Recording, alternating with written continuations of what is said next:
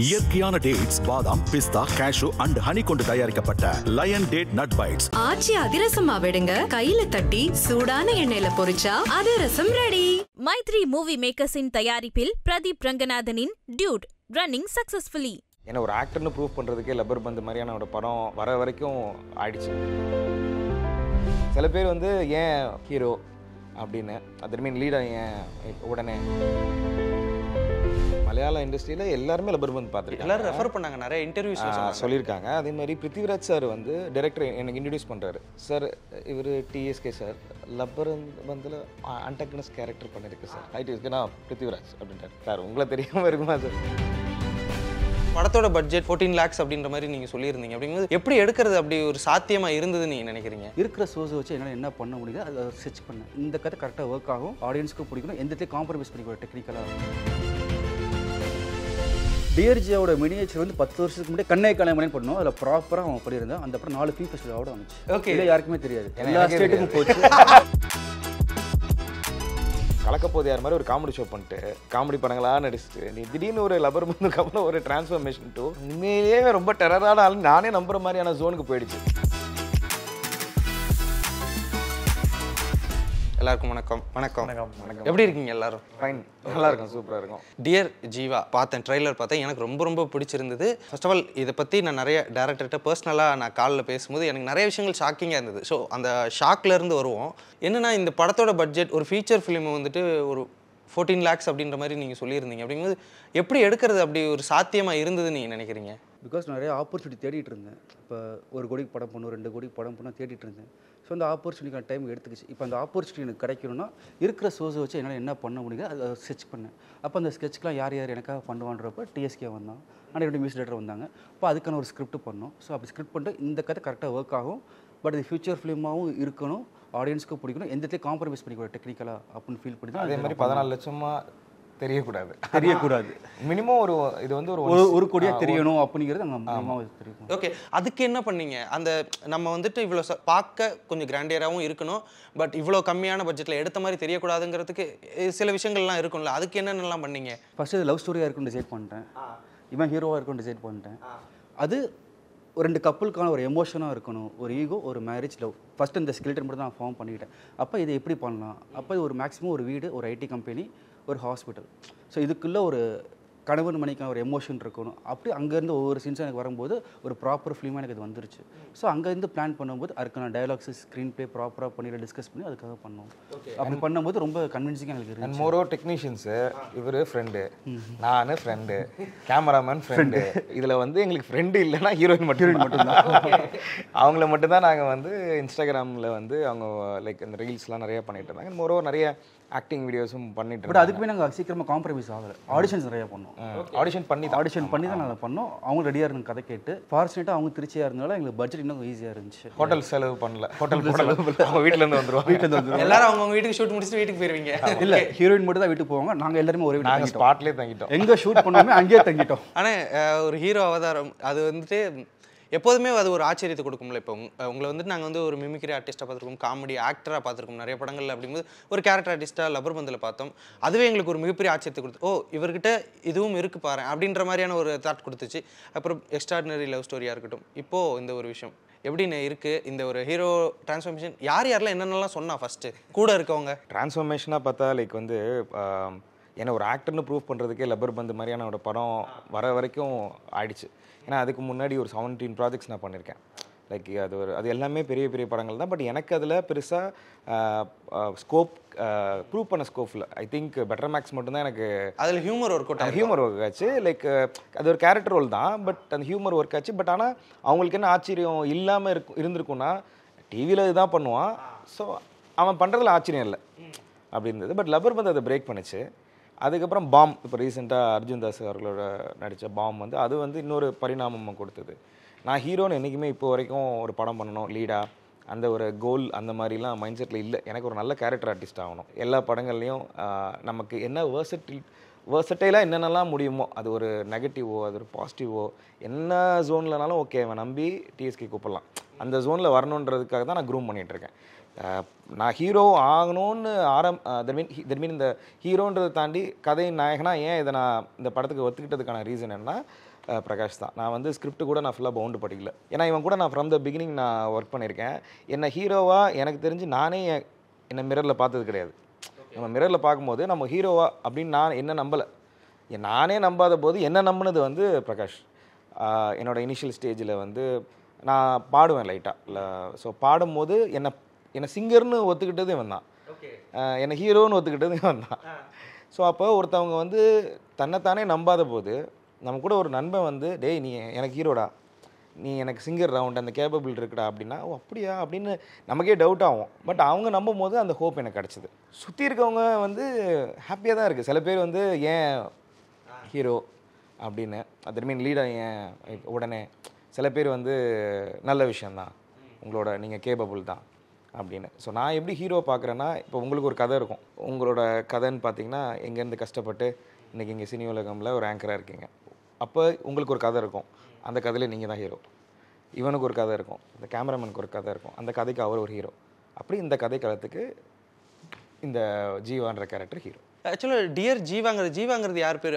ஆக்சுவலாக ஹீரோயின் பேர் தானே. அது படம் பார்க்குறதுக்கு தெரியாது யார் பேர். இல்லை ஜீவா தான் கூப்பிட்டுக்கிட்டு இருப்பாரு. நான் ட்ரெய்லர் பார்க்கும்போது இல்லை அதுதான் படம். அதை நீங்கள் படம் பாருங்கள். அது சின்ன எலிமெண்ட். ஏன்னா நம்ம பண்ணுறது லவ் ஸ்டோரி, நிறைய லவ் ஸ்டோரி பார்த்துட்டோம். இப்போ ஹீரோயின் மீட் பண்ணுறதுக்கு நிறைய சினாரியோஸ் வந்துருச்சு. மலையில் மீட் பண்ணுவாங்க, கோயிலில் மீட் பண்ணுவாங்க. அங்கே எனக்கு ஒரு சின்னதாக ஒரு க்யூட் மூமெண்ட் தோணுச்சு. பட் சிம்பிளாக இருக்குது, ரொம்ப எக்ஸாக்ரேட் பண்ணிக்கூடாது அப்படின்றத ஒரு சின்ன விஷயம் அதில் ஒர்க் பண்ணேன். அந்த ஒரு பேரில் தான் 2 பேரும் மீட் பண்ணுவாங்க. ஸோ அங்கேருந்து தான் கதையை ஆரம்பிக்கும். ஜீவாங்கிறது அவங்களுக்கு இவங்க டியர் ஜீவா, ஓகே, இவங்களுக்கு அவங்க டியர் ஜீவா. ஓகே புரியுது, ஓரளவுக்கு கணிக்க முடியுது. Okay okay. இப்போது நம்ம வந்து வெளியில் போயிட்டு ஒரு ப்ராஜெக்ட், இப்போ ஹரியானா ஒரு லெஜெண்டரி ஆர்டிஸ்ட் அவங்களோட பண்ணுறது தாண்டி வெளி டேரக்டர்ஸை பண்ணுறதும் இந்த மாதிரி ஃப்ரெண்ட்ஸோட சேர்ந்து பண்ணுறதுக்கு என்ன டிஃப்ரென்ஸ் இருக்குது? உங்கள்கிட்ட எப்படி வேலை வாங்குவாங்க? சம்பளம் கொடுக்க மாட்டாங்க. வழி மற்றவங்கன்னா சார் டியூன் எப்போ ரெடியாக கேட்பாங்க. ஸோ ஃபர்ஸ்ட் ஆஃப் ஆல் அது வந்து என்னன்னா, அது ஒரு ஒர்க் மாதிரியே இருக்காது உங்களுக்கு. ஸோ அது வந்து ஜாமிங் மாதிரி தான் இருக்கும். ஏய் மச்சான் இது பண்ணுறான், இந்த லிரிக்ஸ் இந்த மாதிரி இருக்கும். பட் ஆனாலுமே வந்து இது வந்து நாங்கள் ஒரு மூவியாக கன்சிடர் பண்ணி சரி ஓகே ஒரு விளையாட்டுத்தனமாக பண்ண வேணாம், ஒரு சீரியஸாகவே நல்லாவே பண்ணுவோம். ஸோ ஸ்டோரிக்கு ஏற்ற மாதிரி இது பண்ணி நீங்கள் சொல்கிற மாதிரி இந்த பட்ஜெட் கன்ஸ்ட்ரெயின்லாம் இருந்தது. பட் அதெல்லாம் எதுவுமே அவுட்டாக பண்ணும்போது பெஸ்ட்டாக அவுட்டாக வந்து பண்ணிட்டோம். மியூசிக் பொறுத்த வரைக்கும் நான் சொல்கிறேன். ஓகே, ஆச்சரியமாக இருந்தது என்னென்னா ஹரா மியூசிக் டேரக்டர் அப்படின்னு சொன்னதுக்கப்புறம் நீங்கள் வந்து உங்களோட தாத்தா சங்கர் கணேஷ் அப்படின்ற மாதிரி ஒரு சொன்னார். எனக்கு ரொம்ப ஆச்சரியமாக இருந்தது. ஆமாம் ஆமாம். நீங்கள் அதை வெளியிலையுமே பெருசாக எங்கேயுமே ப்ரொஜெக்ட் பண்ணிக்கவே இல்லையா? ஏன் எனக்கு தெரியவே இல்லை சுத்தமாக அப்படிங்கும்போது நிறைய பேர் கேட்பாங்கல்ல. இப்போ அவங்களோட ஒரு கிராண்ட்சன் அப்படிங்கும்போது எப்படி இருக்குன்னா, அது ஒரு விதத்தில் நம்ம கஷ்டமாக இருக்குமோ. இப்போ அவங்களோட கிராண்ட்சன் அப்படின்னா நம்மகிட்ட இன்னும் நிறைய எதிர்பார்ப்பாங்க, நம்மளை ரொம்ப வேற இதுவாக பார்ப்பாங்க அப்படின்ற அந்த ஒரு பதட்டம், அந்த விஷயங்கள்லாம் இருக்குது அவங்கள்ட்ட. இல்லை பதட்டம் இருக்குது. பட் ஆனால் வந்து நம்ம என்னதான் நம்ம ப்ரொஜெக்ட் பண்ணிட்டு அதை சொன்னாலுமே சரி அவர் ஓகே, அவர் பெரிய மியூசிக் டேரக்டர் தான், நீங்கள் என்ன பண்ணுறீங்க அப்படிம்பாங்க. ஸோ அதனால நம்ம என்ன பண்ணுறோம், நம்மளோட ஒர்க்கை காமிச்சிட்டு அதுக்கப்புறம் அந்த நேம் வந்ததுன்னா இன்னும் பெட்டராக இருக்கும்ன்றது நான் இது பண்ணுறேன். ஓகே, நான் அதை பிலீவ் பண்ணுறேன். ஆனால் இப்போ இவரோட டைரக்ஷனில் இதுக்கு முன்னாடி எக்ஸ்ட்ரா அதுக்கு முன்னாடி ஏதாவது பண்ணியிருக்கீங்களான்னு ரிலீஸ் ஆக? டிஆர்ஜியோட மினியேச்சர் வந்து 10 வருஷத்துக்கு முன்னாடி கண்ணை கலைமணின்னு பண்ணோம். அதில் ப்ராப்பராக அவன் பண்ணியிருந்தான். அந்த அப்புறம் 4 ஃபிலிம் ஃபெஸ்டிவல் அவார்டு வாங்குச்சு. ஓகே, இல்லை யாருக்குமே தெரியாது, எல்லா ஸ்டேட்டுக்கும் போச்சு. அவனுக்கு தெரியும் சொல்ல மாட்டான், வேணான்றான். வேணாம் மச்சான் இப்போ வேணாம், கொஞ்சம் பெருசாக சொல்லிக்கலாம்.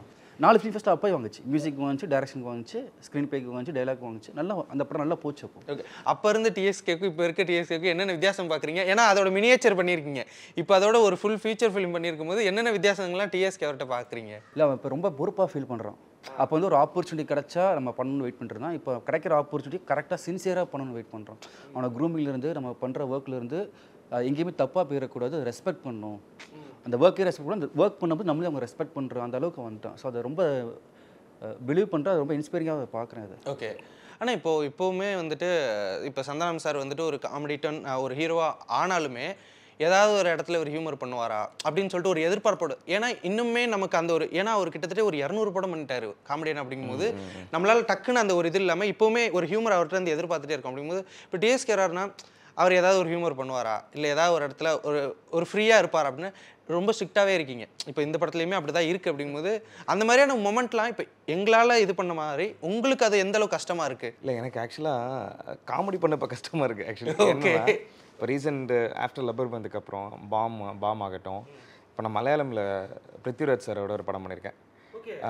படம் பேர் வந்து விலாயத் புத்தா. சாச்சி சார் இருக்கார்ல, லைக் ஐயப்பனும் கோஷியம். ஆமாம். ஸோ அந்த டைரக்டரோட associate director Jayan Nambiar. So அவர் தான் டைரக்ட் பண்ணியிருக்காரு. அதில் நான் பிருத்விராஜ் சாரோட ஃப்ரெண்டாக ஒரு கேரக்டர் பண்ணியிருக்கேன்.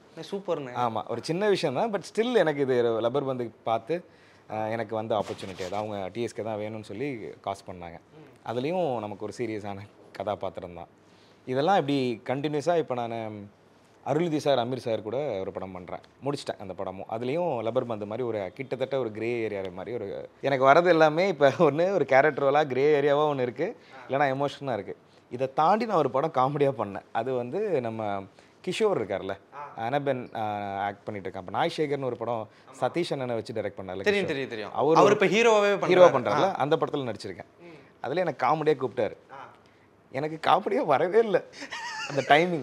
ஓகே. நான் வந்து கிஷோர் என்கிட்ட கொடுக்குறாரு, டைலாக்லாம் கொடுத்து நான் கேரவனெல்லாம் பயங்கரமாக ப்ரிப்பேர் பண்ணிட்டேன். அந்த டைமிங்லாம் போய் நின்று நானும் சுவாமிநாதன் அல்லு சப்பா சாமிநாதன் அண்ணன் தான். எனக்கு அந்த காமெடியாக டைலாக் வரமாட்டேங்குது, ஸ்டிஃபாக இருந்திருந்து சிரிக்கவே இல்லை அவன் செட்டில். இல்லை, நான் இந்த ப்ராக்ரஸே சொல்கிறேன். இப்போ நீங்கள் கலக்கப்போதையார் மாதிரி ஒரு காமெடி ஷோ பண்ணிட்டு காமெடி படங்களாக நடிச்சுட்டு நீ திடீர்னு ஒரு லப்பர் பந்துக்கு அப்புறம் ஒரு டிரான்ஸ்ஃபர்மேஷன் டு ஸ்டிஃபான ரோலாக இருக்குது அப்படின்னும் போது இங்கே கேரக்டராகவே உண்மையிலேயே ரொம்ப டெரரான ஆள் நானே நம்புகிற மாதிரியான ஜோனுக்கு போயிடுச்சு. அப்புறம் நான் கொஞ்சம் நேரம் கொஞ்சம் டைம் எடுத்து நான் திரும்ப என்னுடைய இதெல்லாம் ரெகுலேட் பண்ணி தான் நான் அந்த காமெடி இது பண்ணேன். நான் இன்னொரு வெப் சீரிஸ் கூட பண்ணியிருக்கேன், ஹீ இஸ் ப்ரெக்னென்ட் அப்படின்னு. அதில் கூட நான் வந்து நிறைய சின்ன சின்ன காமெடியெலாம் பண்ணால் வேணான்றாங்க, ஏதாவது வேணாம், இல்லை இது இந்த கேரக்டர் இது பண்ணாது, இந்த கேரக்டர் இதை பண்ணாது. அது மாதிரி தான் இந்த படத்தில் இந்த கேரக்டர் இது பண்ணாதுன்னு சொல்லி இந்த கேரக்டராக அது டிஎஸ்கேவாக தெரியாமல் இது என்ன கேரக்டராக இருக்கோ அது அதுவாகவே இருக்கட்டும்னு சொல்லி நிறைய ஹோல்ட் பண்ணது தான் இந்த காமெடி வராது. ஓகே. இல்லைண்ணா, இப்போ எனக்கு நீங்கள் சொல்லும் போது ரொம்ப ஆச்சரியமாக இருக்குது. என்னென்னா இப்போ இது எல்லாத்துக்குமே ஒரு ஆரம்ப புள்ளி வந்துட்டு தமிழரசன் பச்சமுத்து அந்த லப்பர் பந்தில் கேரக்டர் கொடுத்தது. ஏன்னா அதை வச்சு தான் உங்களை வந்து இப்போ ஓகே அது உங்களுக்கு செம்மையாக ஒர்க் அவுட் ஆகுது, ஸோ அதை வச்சு கூப்பிட்றாங்க போது இதை என்னைக்காவது அவர்கிட்ட போய் சொன்னீங்களா? அவர் கால் பண்ணி இந்த மாதிரி நான் சொன்னேன், நான் மலையாள படம் கமிட் ஆகும்போதே மெசேஜ் பண்ணேன், ப்ரோ நான் இந்த மாதிரி லப்பர் பந்து பார்த்துட்டு லப்பர் பந்து அங்கே அவ்வளோ பெருசாக பார்க்குறாங்க. ஈவன் மோகன்லால் சார்லேருந்து மலையாள இண்டஸ்ட்ரியில் எல்லாருமே லப்பர் பந்து பார்த்துருக்காங்க, எல்லாரும் ரெஃபர் பண்ணாங்க, நிறைய இன்டர்வியூஸ் சொல்லியிருக்காங்க. அதே மாதிரி பிருத்விராஜ் சார் வந்து டைரக்டர் எனக்கு இன்ட்ரடியூஸ் பண்ணுறாரு. சார் இவர் டிஎஸ்கே சார் லப்பர் பந்தில் அன்டக்னஸ் கேரக்டர் பண்ணியிருக்கு சார். ஓ அவர் டிஎஸ்கேனா பிருத்விராஜ் அப்படின்றார். சார் உங்களை தெரியாமல் இருக்குமா சார்? இல்லை நானும் படம் பார்க்கல, நான் எல்லாரும் சொல்லியாச்சு சூப்பராக இருக்குன்னு நான் பார்த்துட்றேன். ஸோ என்னென்னா எனக்கு ஒரு என்ன சொல்கிறது, ஒரு ரொம்ப நாளாக வந்து ஒரு கதவு மூடிக்கிட்டே இருக்கும், திறக்காது எவ்வளோ முட்டினாலும். ஸோ அப்படி ஒரு ஓப்பனாக இருந்த இடம் தான் லப்பர் பந்து. ஸோ அதுக்கு எப்பயுமே தமிழரசன் ப்ரோக்கு வந்து, ஏன்னா தமிழரசன் ப்ரோ இவெல்லாம் ஒன்றா ஒர்க் பண்ணவங்க, எல்லாமே ஒன்றா ஒர்க் பண்ணவங்க. ஸோ எனக்கு ஐ எம் ஸோ ஹாப்பி. இவன்ட்ட தான் சொன்னேன் நான் லப்பர் பந்து பண்ணும்போது, டேய் மச்சான் என்னடா எப்பட்றா அவர் அப்படிலாம் பேசிகிட்டு இருந்தேன். ஏன்னா கமிட் ஆகிறதுக்கு முன்னாடி மச்சான் செம்ம வேலைக்காரரா சூப்பராக பண்ணுவார், அதுதான் நடந்தது. ஸோ அப்படி ஓப்பன் ஆனது தான். அதாவது நம்ம இது சொல்லுவாங்கள்ல, லப்பர் பந்துக்கு முன் லப்பர் பந்துக்கு பின் அப்படின்னு என்னோட இதை பிரிச்சுக்கலாம். அது பேரலாக நல்லா இருந்துச்சு. லப்பர் பந்து டப்பிங் முடிக்கும் போது இந்த படம் ஷூட்டிங் ஆரம்பிச்சிருச்சு. டப்பிங் முடிச்சு வந்து ஷூட்டிங் கூட்டிகிட்டு போயிட்டேன். இப்போ அதெல்லாம் ஷூட்டிங் முடிச்சா கரெக்டாக படம் ரிலீஸ் ஆகிறது. எனக்கு இப்போது இந்த படத்தோட ட்ரெய்லர் பார்க்கும்போது நிறைய இடத்துல வந்துட்டு எப்படி இருக்குன்னா ஒரு சைக்கான ஒரு விஷயங்கள்லாம் நடக்கும் போல், இந்த பேருக்குள்ள நிறைய சண்டை, அந்த ஈகோ கிளாஷ் அப்படின்னு. இப்போ ஐ மீன் இவங்க 2 பேத்துக்குள்ள, ஹீரோ அண்ட் ஹீரோயின்குள்ள. ஓகே, அப்படிங்கும்போது இதுக்கெல்லாம் ஏதாவது ஒரு இடத்துல நமக்கு ஒரு தாக்கம் ஏற்பட்டுருக்கணும். 10 வருஷத்துக்கு முன்னாடியே நீங்கள் இதை எடுத்திருக்கீங்கன்னா உங்களுக்கு இப்போ இந்த தாக்கம் இல்லை இந்த விஷயங்கள் எல்லாமே உங்களுக்கு எப்போ தெரிஞ்சிச்சு? விட்டு கொடுக்குறது தான் ப்ரோ. இப்போ நம்ம அம்மா கிட்ட கோவப்படுவோம், நம்ம கேர்ள் ஃப்ரெண்ட் இருந்திருப்பாங்க அவங்கள்ட்ட கோவப்படுவோம், இப்போ எனக்கு ஒய்ஃப் இருக்காங்க அவங்கள்ட்ட கோவப்படுவோம். ஸோ அந்த ஈகோ வந்து முடிஞ்ச அளவுக்கு விட்டு கொடுத்துட்டா லைஃப் சூப்பராக இருக்கும். விட்டு கொடுத்தா எல்லாமே சூப்பர். இந்த படம் அதான் சொல்லு, விட்டு கொடுத்துரு. அந்த மொமெண்ட்டில் அதை விட்டு கொடுத்துரு. அதுக்கப்புறம் அந்த மொமெண்ட் வரும்போது பேசினா ஈஸியாக சால்வ் ஆகும். நமக்கு பிடிச்சவங்களுக்காக எல்லாத்தையும் விட்டு கொடுத்துரு. எல்லாருக்கும் ஒரு ஈகோ இருக்கும் உள்ளார. நான் உனக்காக நான் ஏன் பண்ணணும், நான் உனக்காக தான் பண்ணணும் அப்படின்றதுக்கு இல்லை. இது ரெண்டாவது நடந்துருச்சுன்னா அது ஃபஸ்ட்டுக்கான பிரச்சனை இருக்காது. ஸோ அதை தான் இது டீல் பண்ணுது, வேறு ஒன்றும் இல்லை. ரெண்டாவது என் ஒய்ஃப், நான் இப்போ எனக்கு கல்யாணம் ஆனதுக்கப்புறம் நானும் ஒய்ஃப் உட்காரும்போது இந்த விஷயம் நிறையா புரிஞ்சு. மேரேஜ் ஆனதுக்கப்புறம் இந்த படம் போனோம், நம்ம தனியாகவே இருந்துட்டோம், லைஃப்பில் கூட யாருமே இருந்தது கிடையாது, ஃப்ரெண்ட்ஸ் இப்படி சுற்றிட்டு இருந்தோம். பட் ஒய்ஃப்னு வரும்போது இது தப்பு, இப்படி பேசக்கூடாது, ஈகோனா இதுதான், இது இருக்கக்கூடாது, இப்படி இருந்தாலும் இது அடுத்த ப்ராசஸ் போகும் நிறையா சொல்லிக் கொடுக்கும்போது அப்போ பர்சனல் லைஃப் இப்படி தான் இருக்கும் மட்டும் அவங்கள்ட்ட தான் கற்றுக்கிட்டேன். ஸோ அதை ஸ்க்ரீனில் கொண்டு வந்தேன். ஃபர்ஸ்ட் ஆஃப் ஆல் ஒய்ஃப்க்கு தேங்க்ஸ் சொல்லணும் இந்த விஷயத்தில். இல்லை ஆக்சுவலி ஒரே விஷயம் தான். இப்போ நீங்கள் யார்கிட்ட சண்டை போட, இப்போ நான் உங்கள்கிட்ட சண்டை போடுறேன், ஏதோ மனஸ்தாபம் ஆகிடுச்சு, நான் உங்கள்கிட்ட திரும்ப பேசவே மாட்டேன் எனக்கு தெரிஞ்சு இல்லையா. மனுஷனோட இயல்பு சொல்கிறேன். மேபி ஏதாவது ஒன்று திரும்ப எங்கேயாவது நீங்கள் பிரேக் பண்ணாலும் நான் பிரேக் பண்ணாலும் மேபி வாய்ப்பு இருக்குது. பட் ஆனால் ஒய்ஃப் அப்படி இல்லை. நீங்கள் என்ன தான் சண்டை போட்டாலும் என் அவங்கள்ட்ட தான் போய் நிற்பீங்க கடைசியில். அது ரெண்டாவது டிவோர்ஸ் சினாரியோலாம் அங்கிட்டு விட்டுருவோம் தனியாக. But the thing is like கடைசியில் நீங்கள் யார்கிட்ட சண்டை போட்டாலும் நீங்கள் முட்டிட்டு தான் நிற்பீங்க. பட் ஒய்ஃப்னு ஒரு ஆள்கிட்ட மட்டும் திரும்ப போய் நிற்பீங்க. அவங்க கடைசி என்ன நடந்தாலும் பார்த்துக்கலாம், விட்டுருங்க, அவ்வளோதானே, நான் இருக்கேன், பார்த்துக்கலாம், விடுங்க. ஸோ அந்த விஷயங்கிறது ரொம்ப ஒரு எமோஷ்னல் இதாக இருக்கணும். அதில் ஏன் அந்த சைக்கு இதெல்லாம் வந்ததுன்னா பிகைண்ட் த ஸ்க்ரீன் அதெல்லாம் நடக்கும். ஓகே, எனக்கு உனக்குலாம் ஓகே, அந்த சண்டே அந்த ஹீட்டில் அப்படியே இங்கே சண்டை நடந்துட்டு வந்து அங்கே பர்ஃபார்ம் பண்ணுறது. ஓகே, எல்லா இடத்துலையும் எல்லா இடத்துலையும். ஓகே, ஒரு மியூசிக் டைரக்டரா இப்போது நீங்கள் என்னென்னலாம் திங்க் பண்ணுவீங்க? இப்போ ஒரு சீன் சொல்கிறாங்க அப்படின்னா இப்போ கதையோட ஒன்று போய் திங்க் பண்ணுறதை தாண்டி இப்போ நான் சில மியூசிக் டைரக்டர்கிட்ட பேசும்போது ஆடியன்ஸ் பாயிண்ட் ஆஃப் வியூ, அப்புறம் வந்துட்டு அந்த வீடியோ அந்த பாட்டு நல்லா ரீச் ஆகணும் இப்படின்ற ஒரு தாட் ப்ராசஸ் இருக்கும்.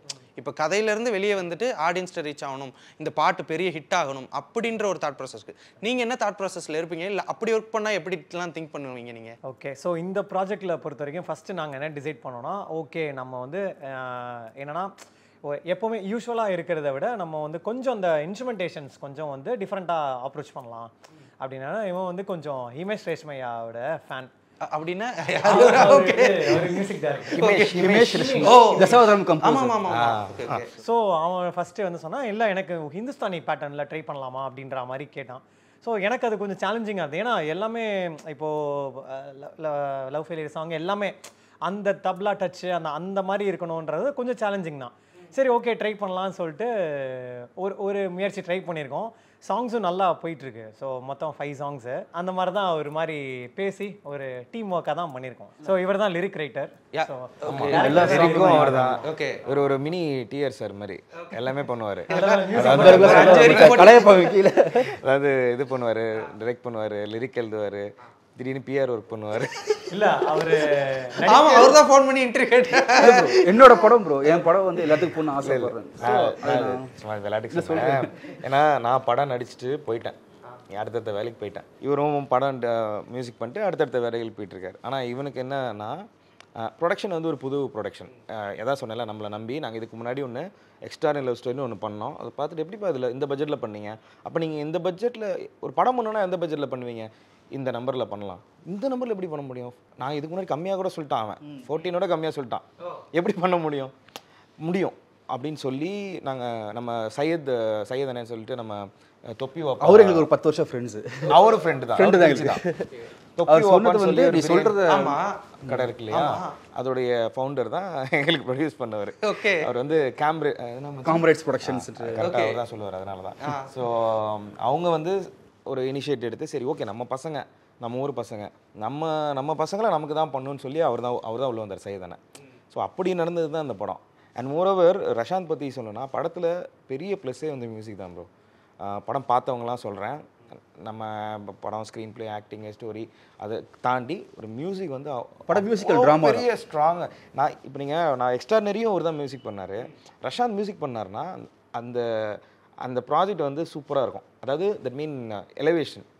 இப்போ இதுவே எனக்கு இல்லாமல் இதே பாட்டை அவர் ஒரு சிவகார்த்திகேயன் அண்ணாக்கோ இல்லை ஒரு விஜய் சேதுபதி அண்ணாக்கோ கொடுத்துருந்தாருன்னா இந்த பாட்டு ஹியூஜ் ஹிட் ஆகிருக்கும். ஹியூஜ் ஹிட்னா நீங்கள் சாங்ஸ் இன்னொரு தடவை சும்மா நீங்கள் ப்ளேலிஸ்ட்டில் டியர் ஜீவா சாங்ஸை நீங்கள் என்னெல்லாம் மறந்துடுங்க, நீங்கள் யாரோ ஒரு இமேஜின் பண்ணிட்டு இந்த பாட்டு கேளுங்களேன், கேட்டிங்கன்னா அந்த பாட்டு உங்களுக்கு அவ்வளோ பிடிக்கும். ஏன்னா ரொம்ப சோல்ஃபுல்லாக இருக்கும். 4 பாட்டு ரிலீஸ் ஆயிருக்குன்னு நினைக்கிறேன். 4மே இப்போ நான் பண்ணியிருக்கேன் அப்படின்னாலும் ஓகே ஓரளவு ஒரு இனிஷியேட் இருக்குது. பட் ஸ்டில் வேறு ஹீரோக்கு இது போட்டிருந்தா எப்படி இருக்கும்? அந்த மாதிரி இன்னொரு மார்க் மை வேர்ட்ஸ் ஒரு 5 இயர்ஸில் ராக் ஸ்டாராக இருப்பார் டெஃபினட்டாக. கண்டிப்பாக. ஏன்னா அந்த ஜீன் அப்படி இல்லை, சும்மா இல்லை, அந்த லெகசி.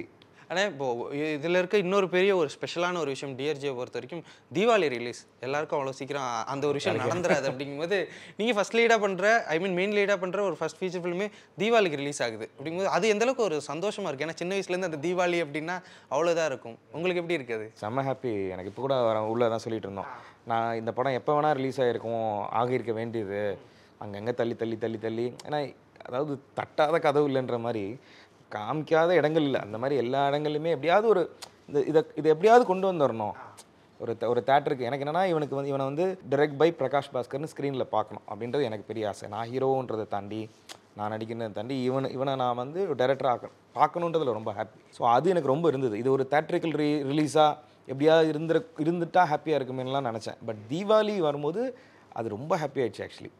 ஏன்னா பரவாயில்ல, நம்ம வந்து தீபாவளி ரேஸ்லேயே இல்லை, ஆனால் தீபாவளியில் இருக்கோம்.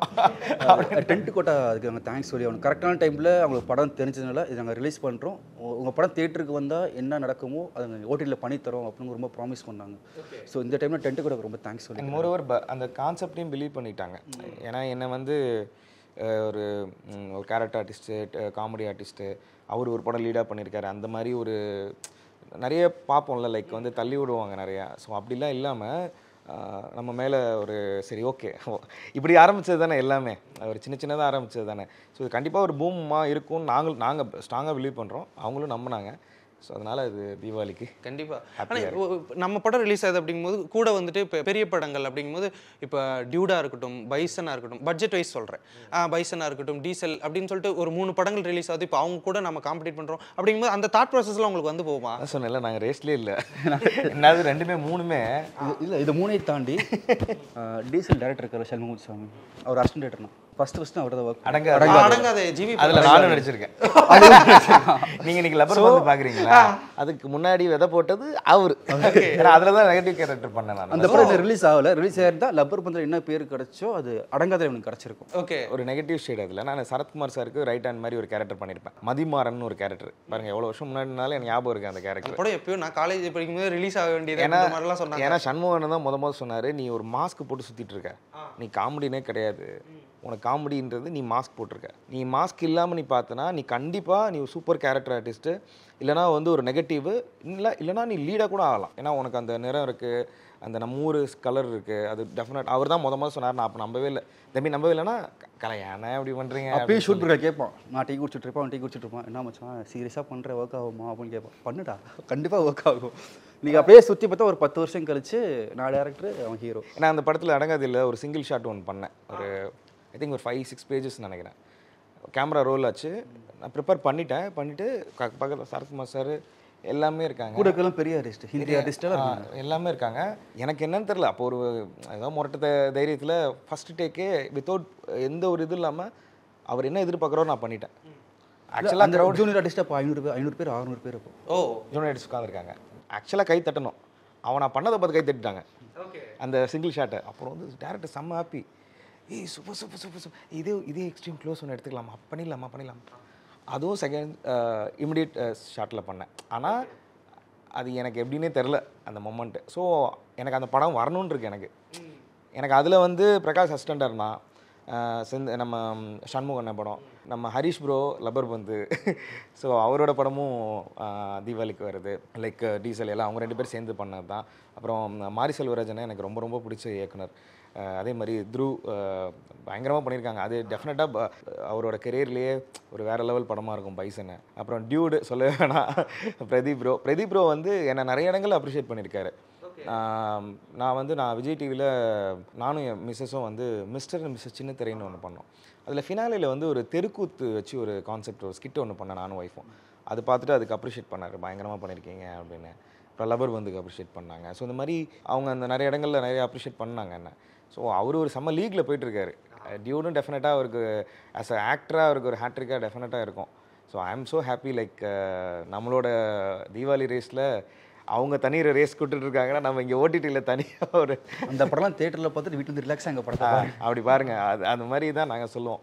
கண்டிப்பாண்ணே. ஆனால் இப்போ இந்த 14 lakhs அந்த விஷயம்லாம் சொல்லும்போது எனக்கு ரொம்ப ஆச்சரியமாக இருந்தது என்னென்னா, யாருக்கு தான் நீங்கள் போய் சம்பளம் அப்படின்னு சொல்லி கொடுத்தீங்க, யாரெல்லாம் சம்பளமே வாங்கலை? இவன் சம்பளம் வாங்கலை, இன்ன வரைக்கும் இவனும் தான் வாங்கலை. நீங்கள் வாங்கல, மியூசிக் டேரக்டர் வாங்கலை. படத்தில் மெயின் ஆளுங்களே நீங்கள் 3 பேர் தான், நீங்கள் 3 பேருமே வாங்கலை. யாருக்கு தான் அப்போ கொடுத்தீங்க? இல்லை, யாருக்குமே நாங்கள் கொடுக்கல. கொடுத்துருக்கேன்னா இல்லை, சம்பளமாக இது சம்பளம்னு சொல்லிக்கல, இந்த ப்ராஜெக்ட் எல்லாம் முடிஞ்சது தான், இதை வாங்கிக்கோங்க, படம் ரிலீஸே ஒரு மேஜிக் நடக்கும், அப்புறம் ப்ராஃபிட் வரும், அந்த ப்ராஃபிட் எல்லாம் ஷேர் பண்ணிக்கலாம். இப்போ நீங்கள் ஒரு ஆங்கராக பண்ணுறீங்க, உங்களுக்கு ஒரு சம்பளம்னு ஒன்று இருக்கும்ல, அந்த சம்பளத்தில் ஒரு 1% கூட நீங்கள் வந்து இந்த நடித்தவங்கள்ட்ட இல்லை. தட் மீன் இப்போ நான் ஒரு படம்னா நான் தான் செலவு பண்ணியிருப்பேன், காஸ்டியூம்லேருந்து எனக்கு இது பண்ணுறதுலேருந்து நான். ஏன்னா இது என்னோட படமாக நான் நினச்சிட்டேன், நான் ப்ரொடியூஸ் பண்ணுற படமாக இருந்தால் அது எப்படி இருக்கும் அப்படின்னு நான் பண்ணது. இவரும் அதே மாதிரி தான். இது எல்லாமே ஆல் அபவுட் லைக் என்னென்னா, இது எல்லாமே ஒரு டீம் எஃபோர்ட்டாக ஜெயிப்போம். ஆனால் இதை நான் சொல்லும் போது ஷெரீஃப் மாஸ்டர் இருக்கார்ல, அவர்கிட்ட நான் சொன்னேன் இந்த மாதிரி ஒரு 14 lakhsல ஒரு படம் பண்ணி ஹீரோவாக பண்ணியிருக்கேன் மாஸ்டர். சூப்பர் ப்ரோ, இப்படி ஆரம்பித்தது தான் எல்லாமே, நீங்கள் இதே டீம் விட்றாதீங்க, இந்த டீம் திரும்ப பண்ணுங்கள், நீங்கள் பாருங்கள் அந்த படம் எவ்வளோ பெருசாக போகும் அப்படின்னு சொல்லி. லைக் என்னென்னா இந்த டீமாக ஜெயிக்க வேண்டியது. லைக் ஹீரோயினுக்கு ஏதோ நம்ம ஒரு ஃபஸ்ட்டு படம் அவங்களுக்கு அப்படின்றனால நம்ம ஒரு சின்னதாக ஒன்று கொடுத்தோம். அண்ட் அதே மாதிரி கூட ஒர்க் பண்ண சின்ன சின்ன ஆர்டிஸ்ட்லாம் நம்ம கொடுத்தோம், எல்லாரும் கொடுத்தோம். நம்ம இதில் அசிஸ்டன்ட் டேரக்டர்ஸ் கொடுத்தேன். ஏன்னா நான் அசிஸ்டன்ட் டேரக்டர் வந்ததுனால அசிஸ்டன்ட் டேரக்டர்ஸ்க்கு சும்மா போகக்கூடாதுன்னு அசிஸ்டன்ட் டேரக்டர் கொடுத்தேன். லொல்லு சபாவில் வந்து நம்ம உதயனா நடிச்சிருக்காரு, அவங்க வந்து என்ன நட்புக்காக வந்து பண்ணி கொடுத்தாங்க. அவங்க மற்ற ஆர்டிஸ்ட் நம்ம கலக்க போய் யோகி அப்புறம் மனிஷான்னு ஒரு ஆக்ட்ரஸ் அவங்கெல்லாம் பண்ணாங்க. இவங்களுக்குலாம் நாங்கள் கொடுத்தோம், இல்லைன்னா சொல்லலை. பட் ஆனால் ஒரு அன்பாக ஒன்று பண்ணுவோம்ல, இதை வச்சுக்கோங்க, இது எங்கள்கிட்ட இருக்குது, இவ்வளோ தான் இருக்குது, இது வந்து சம்பளம் நினைக்காதீங்க, இது எங்களோட அன்பாக நினச்சிக்கோங்க அப்படி சொல்லி நடந்தது தான் இந்த படமே. ஓகே, யாருக்காவது நன்றி சொல்லணும், இப்போ இந்த படம் நடந்ததுக்கு இவ்வளோ தூரம் வந்ததுக்கு யாருக்காவது நன்றி சொல்லணும்னு நீங்கள் நினைக்கிறீங்களா? நான் டேரக்டர் ஆகிடும் தைரியம் கொடுத்தது ஸ்டார்டிங் ஸ்டேஜ் நவனிதன் எனக்கு அண்ணா. ஓகே, ஸோ அவர் தான் ஆரம்பத்தில் எனக்கு கைட் பண்ணி இந்த இடத்துக்கு கூப்பிட்டு நவனிதன்னா அண்ட் சிவகார்த்திகனா எல்லா இடத்துலையுமே எனக்கு ஒரு சின்ன ஆப்பர்ச்சுனிட்டி கொடுத்து உங்களால் முடியும் பிரதர் பண்ணிகிட்டே இருங்க, ஓகே சின்ன சின்னதாக ஒன்று பண்ணிகிட்டு இருக்கேன், பெருசாக ஒரு மேஜிக் நடக்கும். சிவகார்த்திகன் எப்போதுமே ஒரு ஹோப் கொடுப்பாரு. அண்ட் அருண்ராஜ் அண்ணா அண்ட் சண்முகமுத்து சுவாமி அண்ணா, ஸோ எல்லாத்துக்குமே ரொம்ப தேங்க்ஸ் சொல்ல ஆசைப்பட்றேன் இந்த டைமில். அண்ட் எங்களோட ப்ரொடியூசர் சையத் அண்ணா, சதீஷ், இவங்களாம் வந்து இன்ன வரைக்கும் எதுவும் எதிர்பார்க்கல. படம் என்ன செலவாக இருக்குது அதோட நிப்பாட்டிக்கிட்டாங்க. என்ன ரிட்டர்ன்ஸ் வரும் எதுவுமே, நீ படம் பண்ணு தம்பி, ரிலீஸ் ஆகட்டும், இதாக இருந்தால் அப்புறம் பார்த்துக்கலாம், படத்துக்கு ரிலீஸ் ஆகிறதுக்கு என்னமோ அதை மட்டும் பண்ணுங்க அப்படின்னு சொன்னாங்க. ஓகே, அடுத்த ப்ராஜெக்ட் அடுத்து இந்த படம் ரிலீஸ் ஆனோன்னே அதே டீமில் பண்ணுற மாதிரி பேசிகிட்டு இருக்காங்க. ஓகே, ஸோ அது பெரிய ஸ்கேலில் இருக்கும், கண்டிப்பாக டிஎஸ்கே இருக்கும். கண்டிப்பாண்ணே. அடுத்து ஒரு நெகட்டிவ் லீடாக அண்ணனை வச்சுட்டு ஏதாவது ஒரு படம் பண்ணுங்க. ஏன்னா இல்லை, எனக்குமே வந்து இந்த லவ் இந்த மாதிரி எனக்கு அது நான் தான் சொன்னேன், டே என்னை ஏன்டா இப்படி யோசிக்கிறேன், எனக்கு நாங்கள் பேசிகிட்டு இருப்போம் அந்த மாதிரி வேற இந்த மாதிரி இவன் வந்து அப்படியே ரிவர்ஸாக ஒரு படம் பண்ணால் அப்படி இருக்கும். ஏன்னா இவன் வந்து ஸ்டம்ம ஸ்ட்ராங் லவ் ஏரியாவில். லவ்னா தலைமை வேற லெவலு. என்னடா லவ் ஸ்ட்ராங் தானடா சொன்னேன் சொல்கிறேன். அப்போ ஒரு அவுட் ஆஃப் ஜோனில் ஒன்று பண்ணணும்டா, ஒரு நல்ல ஒரு ராவாக ஒன்று பண்ணணும் அப்படின்னு தான் நான் என்ன விழிப்புனா, நமக்கு தெரிஞ்ச விஷயத்தை ஃபஸ்ட்டு ப்ராப்பராக பண்ணிட்டு அதுக்கு எந்த விஷயமும் அதுக்கப்புறம் தைரியமாக ட்ரை பண்ணலாம். ஓகே, ஸோ ஃபஸ்ட்டு இதை ட்ரை பண்ணி முடிச்சிடலாம், அதுக்கப்புறம் ப்ராப்பராக ஒன்று அவுட் ஆஃப் பாக்ஸ் ஒன்று பண்ணலாம். கண்டிப்பாக அதுக்கும் வெயிட் பண்ணிட்டு இருக்கோம். கண்டிப்பாக நன்றி, ரொம்ப தேங்க்யூ. சினி உலகம்க்கு ரொம்ப ரொம்ப நன்றி ஃபார் தட். இயற்கையான டேட்ஸ், பாதாம், பிஸ்தா, கேஷு அண்ட் ஹனி கொண்டு தயாரிக்கப்பட்ட லயன் டேட் நட் பைட்ஸ். ஆச்சி அதிரசமா விடுங்க, கையில தட்டி சூடான எண்ணெயில பொரிச்சா அதிரசம் ரெடி. மைத்ரி மூவி மேக்கர்ஸின் தயாரிப்பில் பிரதீப் ரங்கநாதனின் டியூட் running successfully.